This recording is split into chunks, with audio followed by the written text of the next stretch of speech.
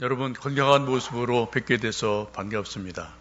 또 대구를 중심으로 갑작스럽게 코로나가 확산이 되면서 전국이 좀 긴장하고 있고 또 많은 교회들도 좀 긴장을 하고 있고요.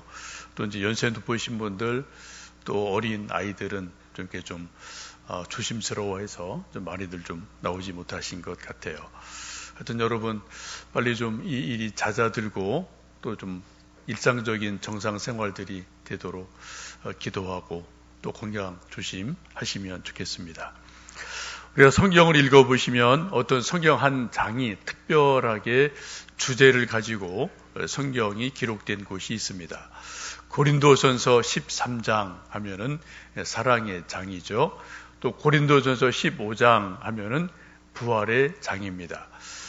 히브리서 11장 하면은 믿음의 장이죠. 오늘 함께 읽으셨던 마태복음 13장은 천국 비유장이라고 말씀을 합니다. 오늘 함께 읽으셨던 말씀도 그렇고요. 이 마태복음 13장은 천국은 마치 이런 말씀이 계속해서 7번이 반복이 됩니다. 천국은 마치 누룩과 같다. 천국은 마치 겨자씨와 같다. 천국은 마치 밭에 감추인 보화와 같다. 오늘 말씀은 천국은 마치 알곡과 가라지와 같다라고 말씀을 하고 있습니다. 오늘 함께 읽으셨던 이 말씀은 예수님이 먼저 비유를 말씀해 주신 것이고 그 뒷부분에 있는 말씀 36절부터 말씀을 보시면 거기서는 이 비유를 풀이해 주시는 그러한 일이 있습니다. 이 앞에 있는 부분은 교과서 같은 것이고 뒤에 있는 부분은 전과책 같은 것이어서 이 비유에 대한 자세한 의미를 예수님께서 풀어주고 계십니다. 우리가 성경을 읽으면서 이해하려면은 조금 2000년 전의 상황으로 조금 시각을 돌려봐야 됩니다. 왜냐하면은 그때 당시는 비행기 없었고요. 핸드폰 없었고요. 자동차 없었기 때문에 예수님께서 비유하실 때 대부분 농사 짓는 것, 포도나무, 양 이런 것을 가지고 비유를 하셨기 때문에 요즘도 농사를 지어본 분이나 양, 소를 길러본 목축업자들은 비교적 성경 말씀을 이해하기가 좀 쉽게 됩니다. 오늘 함께 읽으신 이 본문의 말씀도 농촌에서 벼 농사를 지어보신 분들은 쉽게 이해가 돼요. 한 폭의 그림처럼 딱 이 말씀의 이미지가, 말씀의 의미가 딱 그림처럼 들어오게 됩니다. 저도 시골에서 어린 시절을 자라서 이 말씀을 읽을 때마다 가을 풍경의 노원의 모습이 생각이 되고 이런 거구나 딱 알아챌 수 있는 그런 경험이 있습니다. 여러분 벼 농사를 짓다 보면은 벼에 꼭 섞이는 것이 피라는 게 있어요. 일종의 가라지죠. 나쁜 겁니다. 이것이 비슷해서 잘 알지를 못합니다. 벼와 피의 차이가 몇 가지 있는데 벼는 포기가 자라면서 위로 이렇게 크지만 피는 옆으로 이렇게 삐지는 그러한 성향이 있습니다. 또 벼 밑둥은 좀 검은 회색이에요. 칙칙합니다. 그런데 피의 밑둥인 좀 붉으스름해서 빨간 그런 색을 가지고 있고요. 또 벼의 밑단을 만져보면 좀 거칠거칠해요. 벼단이 거칠거칠한데 이 피라는 것은 아주 매끈하게 생긴 것을 볼 수가 있습니다. 초기에는 벼와 피가 섞여 있어서 거의 구분이 되지를 않습니다. 근데 이것이 가을이 돼서 추수할 때쯤 되면은 이제 벼는 이렇게 익어서 고개를 숙이고 이 피가 조금 더 키가 큰 일이 대부분 있어요. 조금 삐쭉 솟아나기 때문에 농사를 지어본 분들은 이 벼와 피를 대번에 구분할 수가 있습니다. 그래서 농사 추수하기 직전에 이제 농부들이 또 가족들이 논에 가서 하는 일이 바로 피살이라는 걸 해요. 여러분 갈대나 이런 것도 보면 맨 위에 있는 그 순을 이렇게 쭉 뽑으면 이렇게 쏙 빠지지 않습니까? 그런 이치입니다. 피를 익은 것을 이렇게 쏙 뽑아서 다 묶어서 불태워 버리고 그리고 나서 추수를 하고 벼를 베고 탈곡을 하게 됩니다. 만약에 피살이를 하지 않고 그대로 추수하고 탈곡을 하면은 벼속에 이 씨들이 또 섞여 있어서 먹기도 그렇고 또 농사 지을 때 이게 섞여 들어가면은 아주 골치가 아프기 때문에 추수하기 전에는 반드시 피살이를 하던 그러한 시절이 있었습니다. 저도 많이 해봐서 이게 피구나 이게 벼구나 그런 것을 보면은 알 수 있는 정도는 저도 경험을 가지고 있습니다. 여러분, 오늘 예수님이 이 말씀을 하신 것은 농사에 대해서 말씀하신 게 아닙니다. 영적인 것에 대해서 우리에게 말씀하고 계십니다. 이 앞부분의 말씀이 무엇인가요? 4가지 밭에 대해서 예수님 말씀을 하십니다. 우리 사람들의 마음은 길가밭, 돌짝밭, 또 가시덤불밭, 옥토 이런 4가지 밭이 다 가능하다. 그 사람들의 마음밭에 예수님이 하나님의 말씀을 복음의 씨를 뿌리는데 그 마음밭이 각기 다르다. 그런데 씨가 잘 뿌려져서 복음의 말씀이 싹이 나는데 가끔 그 가운데 가라지도 섞여 날 수 있다라는 것을 오늘 말씀 속에서 가르쳐 주고 계십니다. 오늘 함께 읽으셨던 말씀 25절 말씀 보시면 제자들이 묻죠. 어떻게 좋은 씨를 뿌렸는데 어떻게 가라지가 나왔습니까? 라고 물었을 때 25절에 말씀하기를 사람들이 잘 때에 그 원수가 와서 곡식 가운데 가라지를 덧뿌리고 갔다라고 말씀합니다. 농부들이 자는 사이에 잠깐 쉬는 사이에 원수들이 와서 곡식 가운데 가라지 씨를 슬쩍 뿌리고 갔다라는 거예요. 근데 처음에는 아무도 몰랐습니다. 그냥 같이 비슷하게 자라니까 이게 벼인지 핀지 가라지인지 이게 거의 구분 없이 쭉 자라는 그런 일정한 기간이 있음을 말씀을 하고 있습니다. 여러분, 하나님의 말씀, 복음의 말씀이 우리 사람들의 마음 속에 마음밭에 뿌려지면은 복음은 능력이 있어서 반드시 어떤 그런 일들이 우리 속에서 일어납니다. 하나님을 사랑합니다. 내 자신을 더 존귀하게 여깁니다. 그리고 이웃들을 사랑하는 배려하는 마음이 생겨나요. 그리고 내 능력으로는 할 수 없지만 하나님께서 도와주신다. 믿음으로 하면은 가능하다. 또 기도 응답이 분명히 있다. 내 시작은 미약하지만 내 나중은 심히 창대할 것이다. 좀 시련이 있고 고난이 있지만 하나님이 이것을 연단을 통해서 더 큰 믿음으로 이끌어 주신다. 그런 긍정적인 마음이 분명히 있어요. 믿음이 분명히 있습니다. 그걸 이겨낼 용기가 있게 돼요. 이게 하나님의 말씀의 능력이고 복음의 능력이지 않습니까? 늘 우리 마음에 감사한 마음이 있어요. 쉬지 않고 기도합니다. 범사에 감사합니다. 또 늘 기뻐합니다. 사람들을 대할 때도 마음에 좀 들지 않지만 그래 지금은 좀 부족해도 언젠가는 잘 될 거야. 또 믿음으로 세워질 거야. 그런 기대를 자녀들에 대해서도 끊지를 않거든요. 그 기도줄을 놓지를 않거든요. 그런데 원수들이 뿌리고 간 이 가라지가 싹이 우리 마음에서 싹이 솔솔솔 싹이 나면은 아주 부정적인 생각들이 우리 마음을 싹 엄습을 할 때가 있습니다. 두려움, 근심, 걱정, 부정적인 생각이 우리 마음을 점령을 할 때가 있어요. 그런 마음이죠. 나는 아무리 해도 안 돼.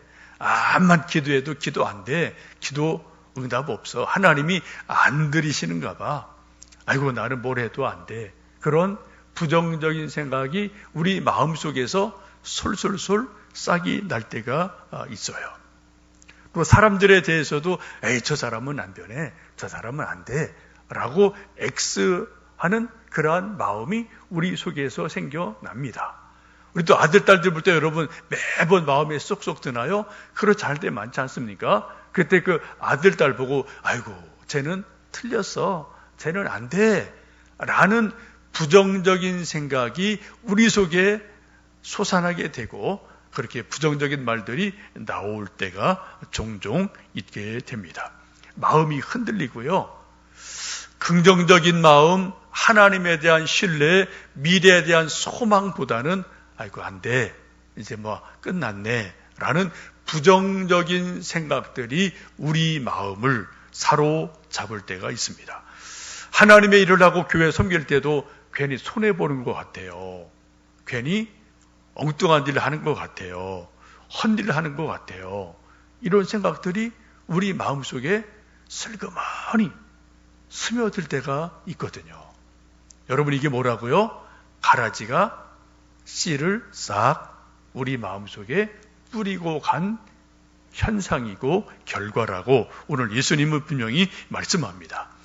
혹시 여러분, 우리가 믿음 생활하고 또 교회를 섬기고 주님을 섬기고 서로도 함께 성도들 만나 교제하고 그럴 때 또 부정적인 생각, 또 여러 가지 좀 어두운 생각, 이런 것들이 우리 마음속에 생겨난다면 혹시 내가 모르는 사이에 원수들이 와서 내 마음밭에 가라지 씨를 싹 뿌리고 간 것은 아닌가 생각을 해보셔야 돼요. 오늘 분명히 말씀하시죠.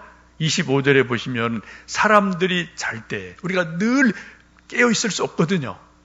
우리가 잘 때, 방심할 때, 그때 원수들이 와서 곡식 가운데 가라지를 슬쩍 더 뿌리고 갔다라고 예수님은 말씀합니다.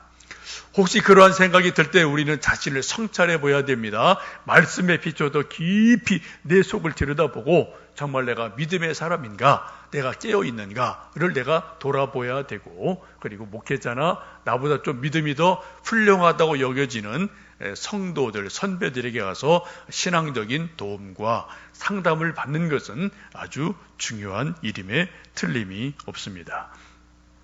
오늘 25절에서 원수들이 곡식 가운데 가라지를 덧뿌리고 갔다라고 말씀하시는데, 이 말씀을 그 뒤에 39절 말씀 보시면 그렇게 말씀합니다.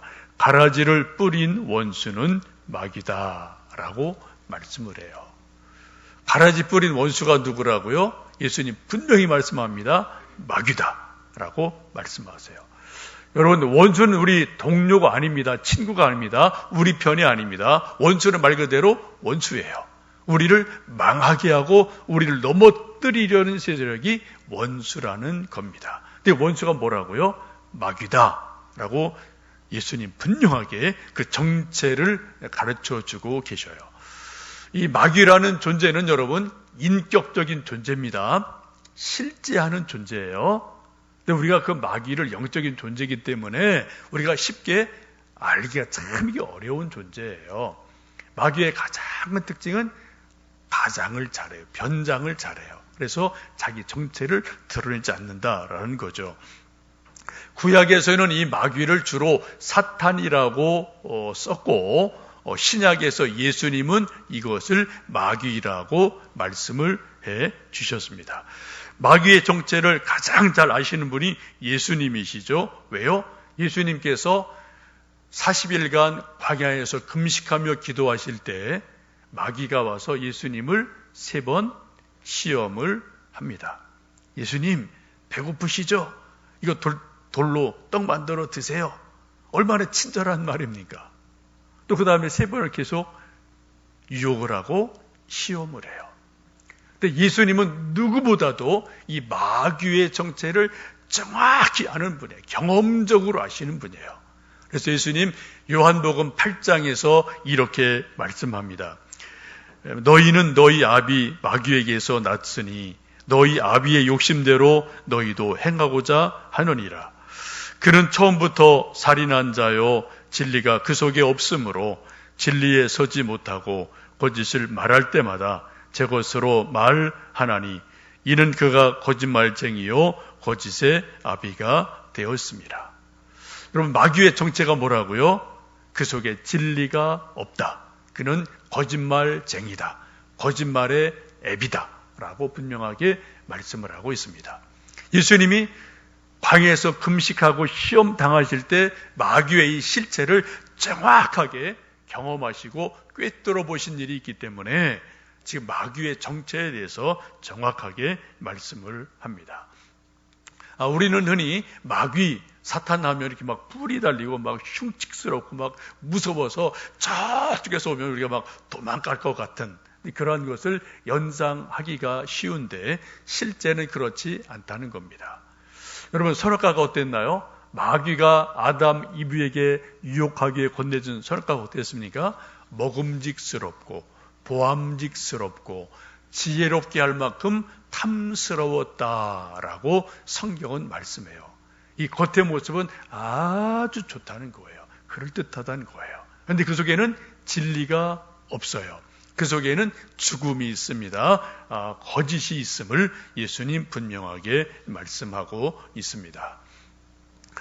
요즘 코로나가 되고 신천지를 중심으로 갑자기 전국에 확산이 돼서 방역 당국도 고생하고 의료진도 고생하고 또 여러분들이 수고합니다. 또 우리도 근심이 있고 걱정이 있고 일상생활에 많은 제약이 있고 또 교회마다 또 예배 드리는데도 어려움이 있고 이런 일들이 있습니다. 여러분 아시는 것처럼 신천지라는 이 집단은 교주가 이만희이고요. 이 교주 이만희를 신격화하는 집단입니다. 교회라고 할 수가 없는 거죠. 그래서 이 신천지에서 이만희를 재림 예수다라고 가르치고 그렇게 믿고 있어요. 그 가운데 젊은이들이 한 70% 되는 거로 되게 보도가 돼요. 이렇게 대학생, 청년들이 아주 많이 있습니다. 이 이만희가 재림 예수가 아니다, 신천지가 이단이다라는 것을 이 정상적인 모든 교회 교단들은 5월 전부터 다 이미 선포를 했어요. 그래 조심해라 라는 것을 이미 이단에 대해서 선포하고 가르쳤습니다. 몇 년 전에 어떤 목사님이 이만희는 이단입니다. 신천지는 이단입니다. 이런 설교를 하고 성경 공부를 했습니다. 근데 이것을 신천지 쪽에서 재판을 걸었어요. 고소를 했어요. 그래서 1심, 2심, 대법원까지 3심 최종 결판이 났습니다.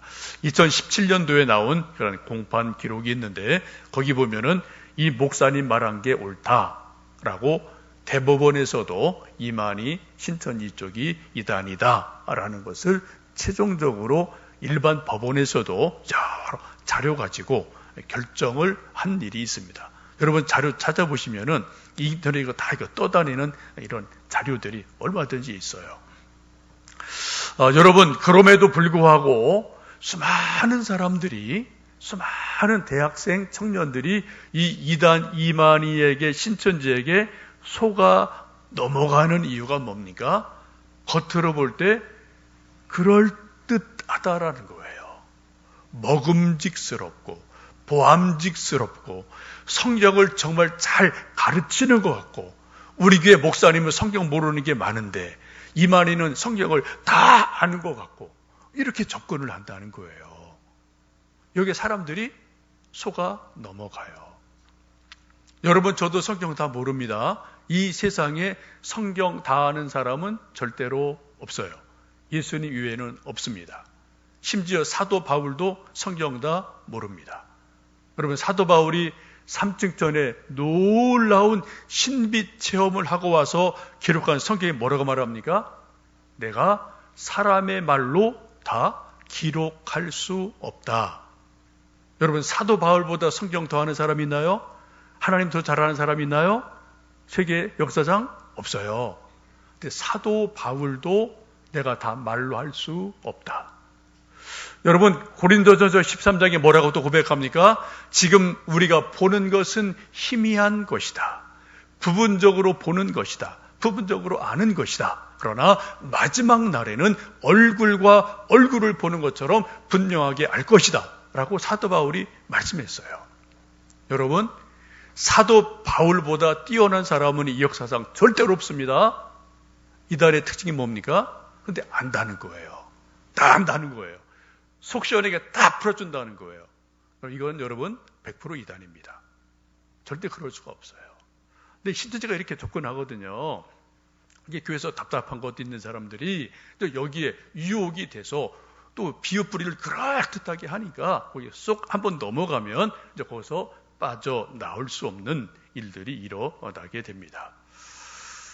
대학생들이 이제 또 대학 가면 1학년들 뭐 선배들이 다 이런 동아리 소개하는데 뭐 이제 무료 커피 쿠폰 주고요, 또 색깔 심리 검사 해주고요, 뭐 타로 무슨 풀이 해주고 이런 걸 다양하게 접근해서 이 새내기들을 또 동아리로 이끌어가는 일들이 있어서 젊은 이들이 참 많죠.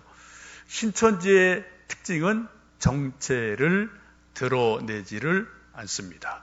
겉으로는 친절한 금자씨 같아요. 근데 속은 진리가 없어요. 그 속에는 속이는 게 있습니다. 사단의 악한 영이 그 속에 있습니다. 이것은 점조직같이 비밀같이 돼 있어서 부모도 몰라요. 심지어 부부도 모르는 경우가 있습니다. 지금 대구에서 지금 막 큰 사건이 일어났죠. 그래서 지금 정부에서 신천지 명단을 입수를 해서 이제 또 이제 한 사람 한 사람 9천여 명을 이걸 다 이제 그 체온 재고 코로나 감염 여부를 확인하는 과정이 지금 쭉 있지 않습니까? 그런데 한 사람 한 사람 이제 1대1로 다 체크가 들어간 거 대구에서는요. 놀라운 것은 보통 정상적인 교회 중직자들이 여러 사람 지금 실체가 드러나고 있어요. 교회에서 권사예요, 안주집사예요, 장로예요. 근데 신천지 가 있어요. 교회는 교회대로, 신천지 신천지대로. 좀 이런 일들이 지금 대구 교회에서 여러 건이 지금 수면 위로 올라오는 일들이 있습니다. 여러분, 부부도 모른다니까요. 부모도 모른다니까요. 이런 일들이 신천지의 특징이기도 합니다. 신천지 중심으로 코로나가 많이 전파된 이유가 뭐 여러분 보도 보셔서 아시지만은 예배드리는 형태가 아주 독특하기 때문에 그렇죠. 한번 사진을 좀 보겠습니다. 뭐 저렇게 성경 공부하고 예배드리는 모습이 저렇게 무릎을 꿇고 한 2시간 정도 열광적으로 찬송하고 뭐 저렇게 따닥따닥 붙어 있으니까 이게 좀 뭐 점염이 빨리빨리 되겠죠. 저 사람들의 주장은 우리 살아계신 하나님 아버지께 예배를 드리는데 편하게 예배 드릴 수 없다. 최고의 존중하는 모습, 경건한 모습은 무릎 꿇고 드리는 것이다. 그래서 2시간 정도 무릎을 꿇고 예배를 드립니다. 저 열심만 우리가 저 열심만은 그죠? 저 열심만은 우리가 좀 본받을 필요도 있지 않나 싶어요. 하여튼 뭐 그러니까 좀 여러 가지 이제 하여튼 뭐 코로나가 확산될 가능성이 아주 많은 그러한 구조를 가지고 있음을 볼 수 있습니다. 참 역설적이게 이번 대구에서 코로나 사건이 확산이 됐습니다. 정부 당국도 긴장하고 의료진도 긴장하고 나라 전체가 고통을 당하고 있어요. 그런데 역설적으로 이러한 큰 고통과 어려움 때문에 신천지의 실체가 수면 위로 싹 드러나는 일이 일어나게 됐습니다. 그전에도 물론 뭐 우리 국민들이 알았지만 뭐 그냥 신천지나 뭐 장로교회나 성결교회나 다 그게 그거지 교회지 뭐 그렇게 아는 분들이 대부분이지 않습니까? 그런데 이번에 어쨌든 신천지라는 것이 저거 문제 있는 집단이구나, 저거 정상교회 아니구나 라는 것이 이번에 확실하게 이단성이 드러나는 일이 발생을 하게 됐습니다. 여러분, 몇 년 전에 세월호라는 참 우리 안타깝고 아픈 사건이 있었습니다. 그 큰 사건, 아픔이 있었을 때 어떤 일이 일어났나요? 그때 동시에 유병언이 드러나게 되고 그리고 구원파가 이단이라는 것이 전국적으로 드러나게 됐어요. 그래서 구원파가 또 큰 하여튼 여러 가지 또 이제 실체가 드러나는 일이 있었습니다. 여러분 아실 겁니다. 우리 여름 수련회 갔다가 막 오는 날 저쪽에 광교 W 뭐 M 스퀘어 거기 쪽에 막 경찰들이 있어서 이게 뭐야라고 뵀더니 거기 한 2달간 유병헌 아들이 거기 숨어 있다가 그때 막 체포되는 그 날이었던 것 뭐 좀 여러분 기억하시는 분들이 계실 거예요. 여러분 참 묘하죠? 세월호라는 큰 아픔을 통해서 구원파라는 이단이 수면 위로 딱 떠오르게 돼요. 이번에도 대구에서 이 코로나라는 큰 아픔을 통해서 신천지라는 이단의 집단이 수면 위로 떠오르는 그러한 일이 발생을 하게 됩니다. 하나님 하신 일은 참 가끔은 묘하신 것 같아요. 우리 생각을 뛰어넘는 참 이상한 방법으로 하나님의 일을 하실 때가 종종 있습니다. 우리는 아파요. 전체가 고통을 당합니다. 온 백성이 지금 힘들어해요. 근데 이런 이상한 아픔을 통해서 그 속에 숨어있던 이단의 집단들이, 악의 세력들이 수면 위로 떠오르고 가라지들이 뽑혀나가는 그러한 일들이 있음을 요즘 우리가 좀 보고 있습니다. 여러분, 가라지와 알곡이 언제 구분이 됩니까? 평상시는 몰라요. 그럼 벼와 피는 거의 여러분 모릅니다.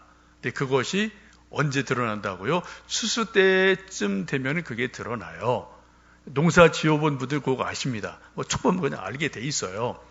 여러분, 오늘 성경이 말씀합니다. 교회 안이든 세상이든 곡식도 있고 알곡도 있고 가라지도 분명히 있다. 쭉 같이 쭉 가는 거예요. 이런 것들이 언제요? 마지막 추수 때가 되면은 하나님께서 추수꾼들, 천사들을 보내서 가라지들은 다 뽑아내서 묶어서 불 태우고 알곡들은 이제 천국 곳간에 넣으리라고 오늘 말씀하고 계십니다. 여러분, 우리 마음속에 우리가 알지 못하는 사이에 가라지의 씨를 사단이 살짝 뿌려 놓을 수 있습니다. 여러분, 그것을 잘 뽑아내셔야 되고 뿌리째 뽑으셔야 되고요. 우리 자신 영혼이 정말 천국의 알곡이 되도록 우리 믿음을 여러분 견실하게 만들어 가시는 은혜가 있기를 축복합니다. 이런 여러 가지 어려운 일을 통하면서 몇 가지 여러분 함께 당부 말씀을 드립니다. 첫째는 건강의 문제는 우리 정부에서 보건당국에서 수고하지만 우리 개개인은 개개인이 조심하고 수고하셔야 돼요.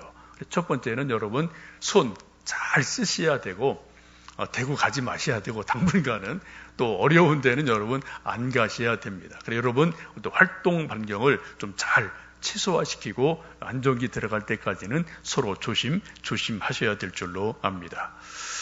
조선말 고종 때에 청일 전쟁이 있었고 그 즈음에 콜레라가 만연하는 일들이 있었습니다. 그래서 서울 장안에 엄청나게 많은 사람들이 죽어 넘어지는 일들이 있게 돼요. 고종도 정부도 손을 못 댑니다. 너무 큰 전염병이기 때문에. 기록 보면 약 5,000명 이상이 며칠 사이에 막 죽어가는 그러한 일들이 일어나게 돼요. 시체를 치워야 되는데 시체를 치울 수가 없어서 어떻게 해요? 많이 선교사들이 도움도 주었는데 그때 이제 성 밖으로 일단 전염병 근원을 보내야 되니까 그때 보낸 문이 여러분 아시는 것처럼 광희문이라는 문이 있습니다. 한번 사진 좀 한번 보여주시겠어요? 서울 성 이렇게 좀 옛날에 성이죠. 조선 말에. 그리고 이렇게 동서남북 문이 있는데 동대문 옆에 보면은 광희문이라고 있어요. 제가 거기 신당동에서 6년, 2년 있어서 저기 잘 압니다.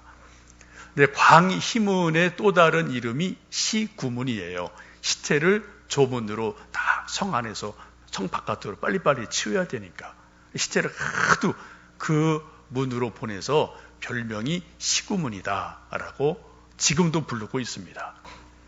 근데 이러한 어려운 일을 당할 때 고종이나 정부가 아무런 손을 쓰고 있지 못할 때 그때 의사, 선교사들, 알렌, 에비슨 이런 분들이 아주 큰 일을 하게 되죠. 고종 황제가 에비슨이라는 의료 선교사에게 사진 보여주시겠어요? 선교사에게 이 콜레라를 막는 그러한 책임자로 세우고 의사이기 때문에 간곡하게 부탁을 합니다. 의사이고 선교사예요. 이분이 왕의 명령을 받고 특별하게 두 가지를 당부를 합니다. 백성들에게. 물은 꼭 끓여 드십시오. 시켜 먹더라도 물은 꼭 끓여 드십시오. 그리고 시시때때로 손발 깨끗하게 손 닦으세요. 손 닦으세요. 이게 저 에비슨이라는 분이 내놓은 해결책이었어요. 놀랍게도 7주 만에 콜레라가 딱 잡힙니다. 그리고 해결이 돼요. 요 즈음에 생긴 것이 여러분 잘 아시는 재중원입니다. 알레인과 함께 세우죠. 그리고 그것이 조금 더 발전해서 우리가 너무나 잘 아는 신촌 연세대학교에 있는 세브란스 병원이 커서 세브란스 병원으로 지금 서 있고, 우리가 그런 유익함과 도움을 지금도 우리가 받고 있는 삶을 살고 있습니다. 여러분, 손 많이 쓰셔야 돼. 자주자주 닦으셔야 됩니다. 이게 아무것도 아닌 게 아니에요. 하여튼 여러분 손 자주 닦으시고, 하여튼 스스로 우리가 조심할 건 조심하시는 일들이 있으시면 좋겠어요. 두 번째는 혹시 이러한 전염병의 확산과 어려움들이 하나님께서 우리 믿는 이들에게 회개를 촉구하는 일은 아니실까? 혹은 이 땅 열방의 지도자들에게 하나님 뭔가 보내시는 사인과 경고는 아니실까? 우리가 두려운 마음으로 그것을 생각하면서 우리 자신을 돌아보고 회개할 것을 회개하고 죄의 용서를 구하고 하나님의 긍휼을 구하는 그런 겸비한 그런 일들이 있어야 됩니다. 여러분 요나서 보십시오. 요나가 그냥 하나님이 자꾸 가라고 그러니까 니느웨 가서 그냥 하나님이 너희들 멸하신단다 하라고 그냥 진짜 성의 없이 말했어요. 성경을 보시면. 근데 그 말을 왕과 온 백성이 하나님의 말씀으로 들었어요. 금식합니다. 짐승까지 금식을 해요. 하나님이 그 땅을 고쳐주신 일이 있거든요. 열방의 지도자들이, 또 중국의 지도자들이, 우리의 지도자들이, 우리 믿는 이들이 하나님이 우리에게 혹 회개를 촉구하시는 것이 아닐까를 생각하면서 우리 모두 다 자신을 돌아보고 회개하며 서로 중보하며 기도해야 될 때인 줄로 압니다. 세 번째는 우리 성도들이 가족, 우리 또 교인 서로 간에 서로 좀 사랑하고 중보 기도해주고 돌보아 줘야 될 시기인 줄 압니다. 코로나 사실 두려운 거죠. 그러나 여러분 아시는 것처럼 치사율은 그렇게 높은 건 아닌 거로 봐요. 완치되고 온 분 이야기 들어보면은 독감 조금은 센 것 같다. 그 정도라는 이제 이야기가 있기는 합니다. 아주 고도로 위험한 것은 아니지만 이 같은 것좀 막 퍼지니까 사람들 마음에 막 두려움이, 공포심이 생기거든요. 여러분 어떤 일이든 그렇지 않습니까? 그 실체보다도 더 문제는 두려움, 공포심이 생기는 거예요. 사람이 막 너무나 위축이 되거든요. 여러분 우리가 조심할 것은 조심해야 되지만 필요 이상으로 공포심을 가질 필요는 없습니다. 그리고 너무 크게 두려워할 것도 없어요. 우리가 기도하고 우리 건강 조심하면서 일상의 생활과 우리 믿음의 생활을 좀 당당하게 만들어 가시면 좋겠습니다. 연로하신 분들이나 이제 어린 아이들은 조금 더 취약하기 때문에 좀 교회 예배를 못 나오는 분들이 계시는데 이럴 때일수록 우리 셀 리더들 또 서로 남녀 선교회에서 서로 좀 돌봐주시고 또 전화해 주시고 격려해 주시고 전화로 돌보셔서 우리 성도들의 사랑을 함께 나누어 가는 은혜가 있으면 좋겠어요. 이런 때 우리가 그러고 하라고 우리에게 그런 또 책임을 주시고 또 그런 역할을 주시지 않았겠습니까? 여러분 분명한 것은 전도서의 말씀처럼 해 아래 새 것은 없습니다. 옛날에도 전염병이 있었고 질병이 있었습니다. 앞으로 미래에도 전염병이 있을 거예요. 어쩌면 더 강력한 전염병이 올지도 모릅니다. 많은 전문가들의 예측이에요. 왜? 도시화되고 밀집이 되고 교통편이 너무나 빠르기 때문에 이게 순식간에 퍼지는 확산 속도가 옛날이랑 이게 다른 거죠. 여러분, 해 아래 새 것은 없습니다. 이 또한 지나가게 될 것입니다. 그러나 이런 어려움을 겪으면서 우리가 분명히 생각할 것은 하나님에 대한 우리의 믿음이 정말 알곡 믿음인지, 우리가 겸손히 돌아보고 또 서로 사랑으로 섬기고 돌보면서 하나님이 원하시는 알곡이 되어가고 또 하나님의 긍휼이 이 땅에 임할 수 있도록 함께 기도하는 우리 모두 되시기를 주님의 이름으로 축복합니다.